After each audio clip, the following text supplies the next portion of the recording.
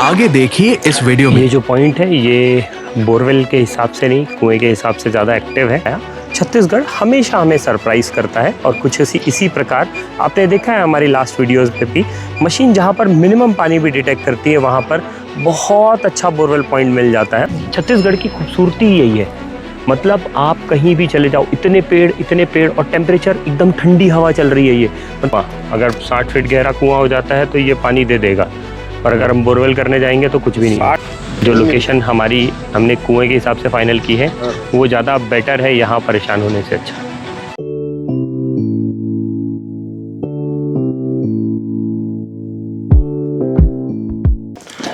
ये बेसिकली जसपुर छत्तीसगढ़ है जहाँ पर हम ये जांच कर रहे हैं, और ये जो हमारे क्लाइंट हैं इनको लास्ट 2 साल से हम यहाँ सर्विस दे रहे हैं। करीबन मान के चलिए मेरे यहाँ पर 4 से 5 बोरवेल पॉइंट है जो अभी तक पूरी तरह सक्सेसफुल है और गर्मी में भी अच्छा पॉइंट दे रहे हैं।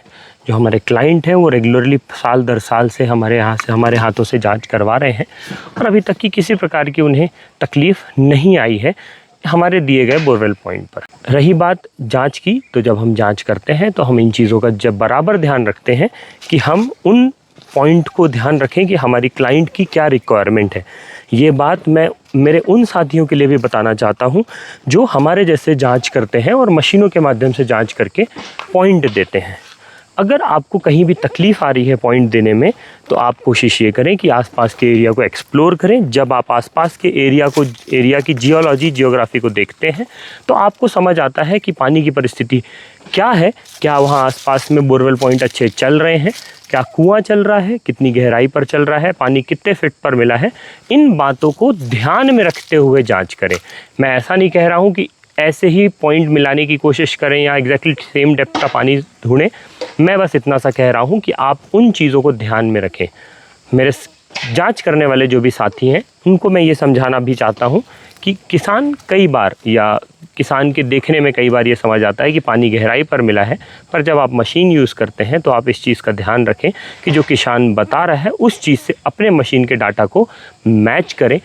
कई बार 90% टाइम वो डाटा मैच नहीं होगा, क्योंकि जब आपको पानी दिखता है तो कई बार वो ऊपरी सतह का होता है, पर किसान जब गर्मियों में जांच करवाता है और बोरिंग करवाता है तो वो पानी उसे अगर गहराई पर मिलता है तो किसान यह मान लेता है कि वो पानी गहराई का है। पर मैंने 90% चांसेस में देखा है कि ऐसा नहीं होता है। अगर ऊपरी सतह का पानी है तो वो ऊपरी सतह का ही होगा।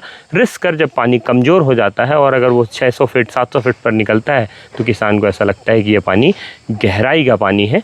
ये बात कुछ छोटी छोटी चीज़ें नोट करने जैसी थी, मुझे लगा आप तक साझा कर दूं, आपके काम की है तो आप भी ध्यान रखिएगा। अगर आपको भी ऐसा लगता है कि कोई जानकारी मुझे भी जाननी चाहिए तो हमारे कॉमेंट बॉक्स पर आकर हमें वो जानकारी ज़रूर दें। हम अभी जसपुर छत्तीसगढ़ पे हैं और यहाँ पे मुझे टोटल डिफरेंट जियोलॉजी देखने को मिली है। इसका मतलब ये है कि जब हमने यहाँ पर एक एग्जिस्टिंग बोरवेल था जो कि फेल हो चुका था और उसके आसपास की मिट्टी जब खिसका कर देखी तो जब ऊपरी सतह पर दिख रही थी वो टोटल ब्लैक बेसाल्ट दिख रही थी और उसके नीचे मुझे थोड़ा बहुत सैंडस्टोन दिख रहा था। तो मुझे ये चीज़ समझ में आई कि यहाँ पर जो पानी है वो मिट्टी पर मिल रहा है जो कि ऊपरी सतह पर है। ब्लैक बेसाल्ट जो है वो करीबन 250 फीट के नीचे है, तो ठीक ठाक पानी वहाँ पर ऐसा मिलता नहीं है। जो भी पानी यहाँ पर मिल रहा है वो उस पत्थर के ऊपर मिल रहा है, जैसा कि हमारे एरिया में या मालवा क्षेत्र पे होता है नर्मदा नदी के आसपास में, जिसे अगर हम सही तरीके से बताएं तो इटारसी नर्मदापुरम के पास के एरिया, पत्थर के ऊपर जो भी मिट्टी में पानी रहता है 100 फीट पे वो पानी मिल जाता है और उसकी गहराई पर कोई भी पानी नहीं मिलता है। मेनली जब भी हम सर्वे करते हैं तो हमें ये देखना होता है कि आसपास में पत्थर किस तरीके के अवेलेबल है। आसपास में ये देखना पड़ता है, मैनुअली एक बार चीज़ों को पूछना पड़ता है, देखना पड़ता है कि आसपास में पानी की परिस्थितियाँ क्या है, कुआं चल रहा है या बोरवेल चल रहा है। और ये सभी जानकारी हम ड्रोन के माध्यम से लेते हैं। हमारे पास में कुछ ऐसे एडवांस टेक है जिनके माध्यम से हमें ये पता चल जाता है कि आसपास में पानी की परिस्थिति कैसी है। जब भी हम एक जगह से दूसरी जगह पर जाते हैं पानी की जाँच करने के लिए हम कोशिश करते हैं आसपास की ऊपर की जियोग्राफी देखें, आसपास की जियोलॉजी देखें, क्या कंडीशन है, बोरवेल हैं तो कितने हैं, आसपास में कुएं हैं तो वो कितने एक्टिव हैं, तालाब हैं, वाटर बॉडीज़ हैं, इनसे हमें आसपास की जानकारी मिल जाती है और हमें बोरवेल पॉइंट लेने में, एक अच्छा बोरवेल पॉइंट लेने में बहुत मदद मिलती। जैसा कि मैंने आपको बताया छत्तीसगढ़ हमेशा हमें सरप्राइज़ करता है और कुछ इसी प्रकार आपने देखा है हमारी लास्ट वीडियोस पे भी, मशीन जहाँ पर मिनिमम पानी भी डिटेक्ट करती है वहाँ पर बहुत अच्छा बोरवेल पॉइंट मिल जाता है। उसका विशेष कारण है कि यहाँ पर बरसात या तालाब वाटर बॉडीज़ बहुत ज़्यादा बनाई जाती हैं और मेनली अगर बोरवेल या पानी बहुत आसानी से चलता है तो नियर बाय वाटर बॉडीज़ के कारण चलता है। अगर रिचार्जेबल वाटर बॉडीज़ अवेलेबल है तो बोरवेल पॉइंट एक सक्सेसफुल बोरवेल पॉइंट मिलने के चांसेस बहुत ज़्यादा बढ़ जाते हैं। पेड़ सच में छत्तीसगढ़ की खूबसूरती यही है, मतलब आप कहीं भी चले जाओ इतने पेड़ और टेम्परेचर एकदम ठंडी हवा चल रही है। ये मतलब ये छाता तो मैंने सिर्फ हवा के प्रभाव को रोकने के लिए लगा रखा है, अन्यथा यहाँ पर टेम्परेचर का कोई इशू नहीं है। आप मानेंगे ये मतलब मई का महीना है और इस मई के महीने में आज के दिन पे यहाँ पे सिर्फ 25 डिग्री टेम्परेचर है। तो ये प्रभाव पड़ता है पेड़ का। आसपास में पेड़ होते हैं, मिट्टी बंधी हुई रहती है, कसी रहती है और पानी रुका हुआ रहता है, बंद कर रहता है। ऊपरी सतह पर इतना पानी रहता है कि आपको गहरे गहरे बोरवेल करने की ज़रूरत नहीं रहती और रिचार्जिंग भी आप करते हैं तो पानी रुकता है। अननेसेसरी पन्नी और झिल्ली और ये सब फालतू की चीज़ें लगाने की ज़रूरत नहीं पड़ती है। इसलिए बार बार समझाता हूँ मैं, पेड़ लगाओ, एटलीस्ट वो पेड़ तो लगाओ जिस पेड़ के फल आपको अच्छे लगते हैं। फलदार लगा लो, आप ज़्यादा पेड़ मत लगाओ। आपको आम अच्छा लगता है, आम के 3 पेड़ लगाओ। आपको अंगूर अच्छा लगता है, अंगूर के पौधे लगाओ। आपको ऐसा लगता है कि तरबूज लगा दो। आपको ऐसा लगता है कि भाई महुए का पेड़, आपको ऐसा लगता है कि सागवान होना चाहिए, सागवान लगाओ। आपको ऐसा लगता है कि भाई अनार लगाओ। आपको ऐसा लगता है कि अमरूद लगाओ। कुछ भी लगाओ, बस जो आप खाते हो, साल में जितने फल आप खाते हो एटलीस्ट उसका 1% भाग का भी पेड़ लगा दो तो सफिशिएंट है। कहीं मत लगाओ, ज़्यादा दूर मत जाओ, अपने बगीचे में लगाओ। गांव का घर है, गांव के घर में 2-2 पेड़ लगा दो, बहुत है। शहर में रह रहे हो, शहर में एटलीस्ट अपने आंगन में 1 पेड़ लगाओ। कसम खा लो अपने आंगन में 1 पेड़ लगाने की, सफिशिएंट है, किसी और की ज़रूरत नहीं पड़ेगी।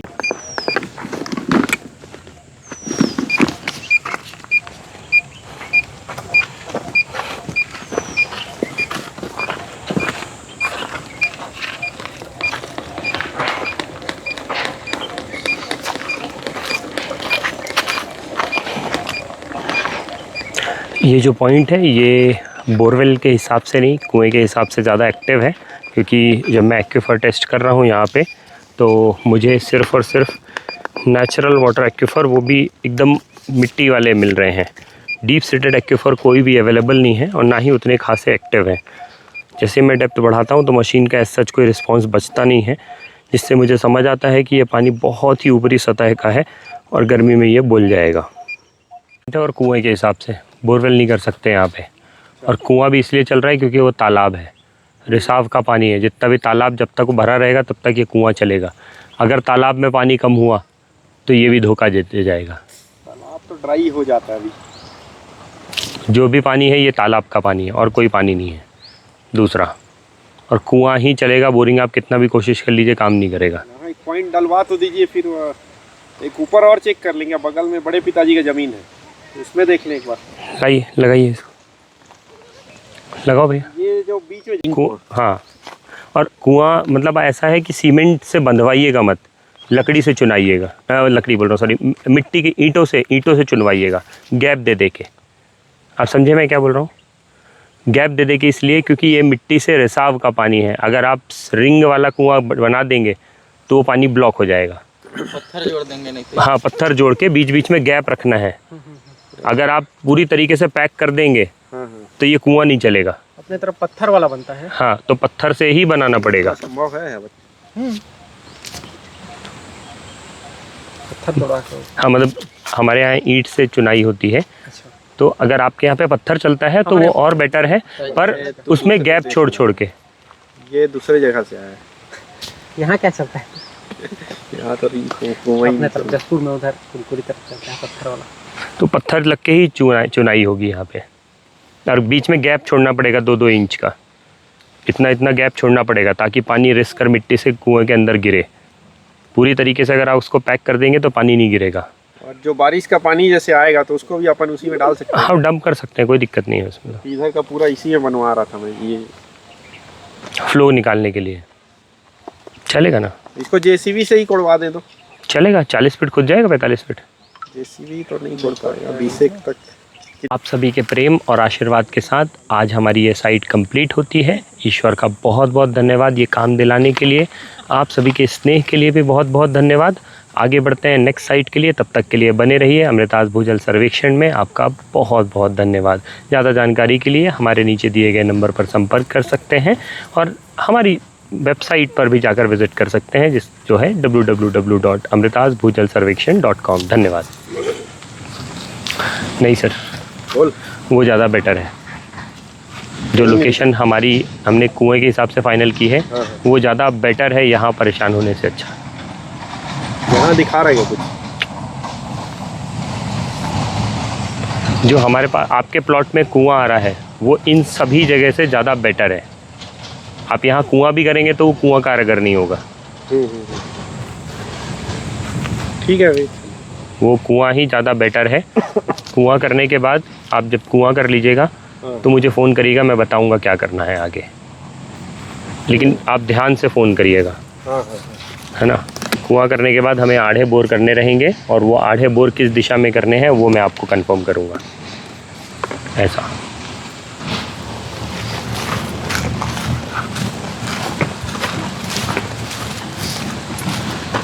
आधे बोर का मतलब समझ